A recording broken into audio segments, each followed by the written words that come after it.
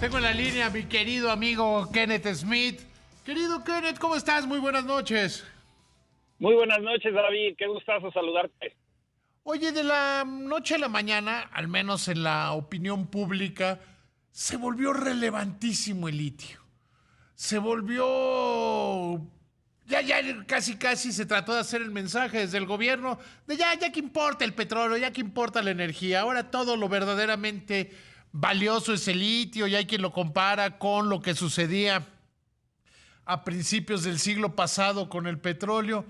¿Realmente de qué estamos hablando? Porque yo tengo la impresión de que la inmensa mayoría de la población, destacadamente los políticos, no entienden de qué estamos hablando con el tema del litio.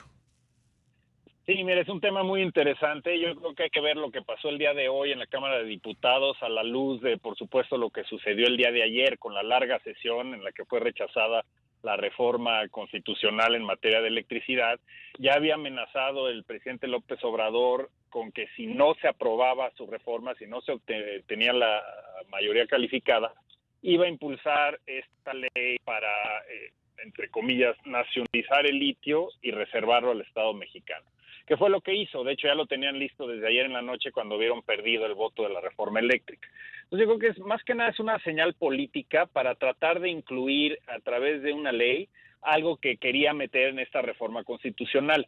El litio es un mineral que en los últimos años ha incrementado su producción porque se utiliza para las baterías eléctricas que son útiles para aparatos electrónicos, para baterías de coches eléctricos, y entonces se prevé un incremento importante en su demanda. De hecho, desde 2008 a 2018 creció casi en 350% su producción a nivel mundial. Pero México no figura entre los principales países que producen. Simplemente para ponerlo en perspectiva, las reservas más grandes detectadas están en Chile, estamos hablando de alrededor de 8 millones de toneladas. El principal productor, por ejemplo, hace 2 años fue Australia con 51,000 toneladas.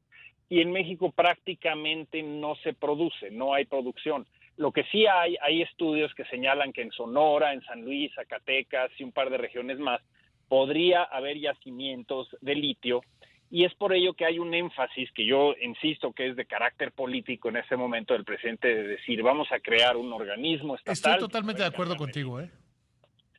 y esa es la perspectiva. Al final de cuentas, hoy en día sí es importante para la producción de vehículos eléctricos, sobre todo hacia el futuro, pero México no es líder en la materia. Hay que ver esto desde el punto de vista de una decisión política para decir, perdí la reforma eléctrica, pero estoy haciendo algo muy importante para el país en materia de minería, cuando en realidad pues no lo es tanto. Y sí es del punto de vista que si eventualmente se convierte en algo importante, nos vamos a estar dando un balazo en el pie porque vamos nuevamente a cerrar la inversión privada en tecnología, en capacidad de producción, y dejar esto en manos de, no sé si va a crear un Litiomex o qué es lo que van a crear, Sí, por pero ahí sin tienen la idea de presupuesto. crear una empresa del Estado, ¿no? Es correcto. Y la puede Pero dirigir el hijo de Bartlett fácilmente. mira, el problema aquí es que al final de cuentas es un poco lo que se trataba de evitar, y se evitó afortunadamente por la decisión del bloque de oposición que rechazó la reforma eléctrica, este afán de darle al Estado el control sobre los recursos de un país y regresar a esquemas de monopolio estatal que son ineficientes y que no han dado resultados en las décadas en las que esto se utilizó. Ahora trasladar esto al sector minero y con un argumento nacionalista dar a entender que México va a ser dueño del litio. Por cierto, la Constitución ya señala que estos minerales, Sí, o sea, es digamos, son nacionalizando y dominio del lo ya Estado. nacionalizado. Exacto. Entonces es muy De hecho, le simbólico, no podrían tiene un decir, el litio impacto fue inmediato. nacionalizado por dos. Claro, y es poder decir, no pude con la reforma eléctrica, pero ahora me voy con este énfasis en el litio. Hay que decirlo, en un futuro, si hubiera yacimientos importantes que se descubran y un interés de desarrollarlo, la primera pregunta es, ¿cómo le va a hacer el gobierno solo si en la reforma esta de la ley minera señalan que no le van a meter presupuesto adicional a este organismo? O sea, no hay, va a pasar lo mismo que está sucediendo con CFE y con Pemex. ¿Cómo se va a financiar? Y dos, si las empresas extranjeras de los socios comerciales que tenemos quieren entrar al litio y les niegan entrar por esta ley que se acaba de aprobar, pues ¿qué crees? No está reservado el litio en el TEMEC, es decir, no es uno de esos sectores que está ya excluido del tratado previamente durante la negociación, y entonces ahí nos podrían cuestionar que estamos violando el acuerdo. Entonces, por donde lo veas, me parece una mala idea. Ahora bien, vale la pena hacer tanto escándalo por el litio, porque insisto, hay quienes dicen, pues lo mismo se decía del petróleo al principio del siglo pasado. Yo creo que es totalmente diferente el asunto, ¿no? Sí, sin lugar a dudas. Digo, estamos ante una situación en la que con la transición energética, la manufactura avanzada que se enfoca a procesos de energía limpia y a la producción, sobre todo de vehículos eléctricos, esa transición de combustibles fósiles a vehículos eléctricos, sí hay un incremento que ya se ha dado, como señalé, y que se va a dar en los próximos años. Pero para ponerlo en el centro de la agenda nacional, impulsar esa reforma el día siguiente del fracaso de la reforma eléctrica y sobre todo saltarse las trancas y los procedimientos internos de la Cámara, es decir, no pasarlo por comisiones, no dejar tiempo para que los diputados lo pudieran analizar y debatir, pues me parece que es simplemente una maniobra política para llamar la atención y distraer de lo que sucedió el día de ayer. Claro, para que le quitemos minutos a opinar de lo que pasó en la reforma, con la reforma eléctrica. Que, dicho sea de paso, ¿tú cómo la ves? Pues mira, yo creo que es una señal positiva de que hubo una posición firme de la oposición. Había quien decía que estaba retrasando la votación en la Cámara, el partido en el poder, justamente para tratar entre comillas, comprar votos o convencer a la oposición, quebrar este bloque opositor. No se dio, no fue así. Yo creo que es algo positivo que refleja los balances democráticos que deben existir y la pluralidad en el Congreso, en el Poder Legislativo, y pues sí, sin lugar a dudas, es un resultado que evita no solo un problema que hemos platicado con anterioridad respecto a la violación de compromisos internacionales, pero evita que tengamos un problema mayúsculo de competitividad si tratamos de darle todo el control del sistema eléctrico a la CFE. Obviamente esto no es el final de esta batalla, el gobierno va a insistir, está la ley de la industria eléctrica, cuyo voto en la Suprema Corte de Justicia sobre constitucionalidad no fue definitorio, entonces van a seguir los amparos y la incertidumbre jurídica y sin lugar a dudas el gobierno va a seguir intentando pues coartar los espacios para que participe el sector privado, pero yo sí creo que es muy benéfico para el país que no se haya aprobado esta reforma el día de ayer. Claro, yo creo que eso es muy, muy relevante porque como quedaron las cosas en la Corte, que ya empieza a haber dudas y dudas importantes en torno a cómo fue realmente el sentido de los votos. Hay un artículo excepcional de, del expresidente de la Comisión del Instituto Federal de Telecomunicaciones, Gabriel Contreras, sobre esto. Pues va a haber espacio para que por la vía de los amparos, por el cúmulo de amparos, se termine creando jurisprudencia. Es correcto. No, y sin lugar a dudas, algo que ya va a servir también es que en esos votos que hay cuestionamientos, inclusive al interior de la propia Corte, sobre el mecanismo que se utilizó para, como tú sabes, dividir el voto sobre la constitucionalidad de la ley en 8 apartados, votados por separado, y cómo se llevó a cabo, pues hay cuestionamientos sobre esa metodología que se utilizó.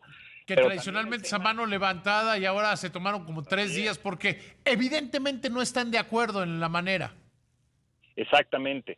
Pero lo que sí sucedió es que si tú tomas los apartados en lo individual, lo que tiene que ver con el despacho eléctrico, la afectación al medio ambiente, cuestiones que van a sacar los particulares en los amparos que persigan de ahora en adelante y que los jueces que reciban esos casos van a poder tomar en cuenta estos votos que tomó la Suprema Corte y en muchos casos donde sí hubo una mayoría, aunque no calificada al final de cuentas, pero una mayoría de ministros que definieron que esto atentaba en contra de la competencia, afecta el medio ambiente, por despacho eléctrico se va a afectar el uso de energías limpias, en fin, hay una serie de cuestiones que los jueces pueden tomar en cuenta y que puede ayudar a que se otorguen más y más amparos.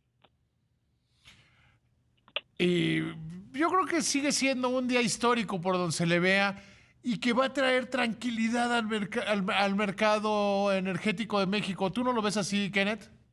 Mira, yo creo que sí es un resultado importante. También nos da un poco una indicación de lo que puede seguir en otro tipo de reformas que pretende impulsar el gobierno, como la reforma electoral, y otros temas que también son muy importantes para el país, pero lo que vimos ayer yo creo que sí es un momento histórico en nuestro país.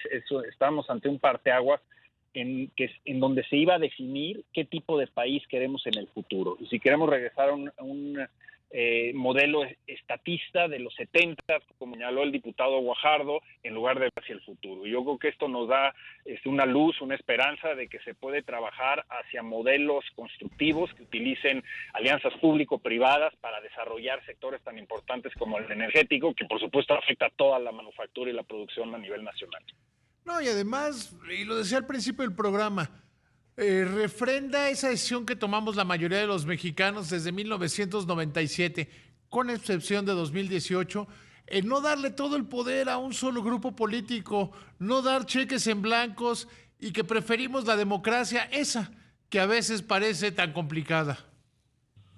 Correcto, sí, al final de cuentas lo que estamos viendo es el efecto que tuvo también las elecciones del 2021, el balance de los poderes en la Cámara y el hecho de que somos un país muy diverso. Es un error decir que el voto de ayer fue una traición a la patria, porque la patria no se define con base en un proyecto de un presidente.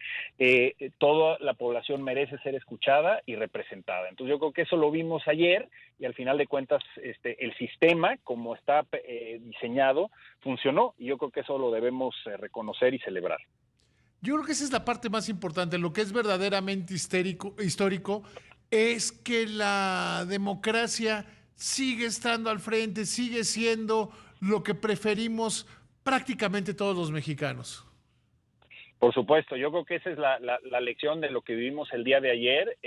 Desafortunadamente, en el dictamen que se aprobó en comisiones que impulsó Morena, no se tomó en cuenta los resultados del análisis de los expertos en el Parlamento abierto, pero al final de cuentas, el bloque opositor pues logró poner sobre la mesa y argumentar por qué consideraba que esta iniciativa iba a dañar sobre todo a la competitividad del país y al futuro de los mexicanos. Y eso es algo que, como tú dices, es histórico. Tienes toda la razón, Ken. Siempre es un placer platicar contigo, querido amigo. Te agradezco muchísimo, David. Estoy a tus órdenes.